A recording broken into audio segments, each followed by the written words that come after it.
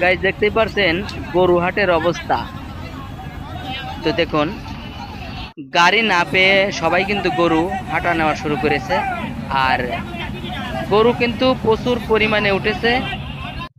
বিশেষ করে দেখা যাচ্ছে যে অর্ধেক গরু বেচাকেনা হয়নি, আর গরুর বাজার একদম কম। তো দেখুন গরু যারা বিক্রি করতে না পারছে তারা কিন্তু গরু ফিরিয়ে নিয়ে হাট থেকে দেখুন বের হয়ে চলে যাচ্ছে। দেখুন একে একে গরু নিয়ে নিয়ে বিক্রি করতে না পেরে দেখুন বাড়িতে চলে যাচ্ছে সবাই, কারণ গরুর বাজার একদম কম। কারণ যে পরিমাণে গাড়ির খরচ হয় সে পরিমাণ হিসাব করলে গরুর দাম কম বলছে। সবাই কিন্তু ফিরিয়ে নিয়ে যাচ্ছে দেখুন।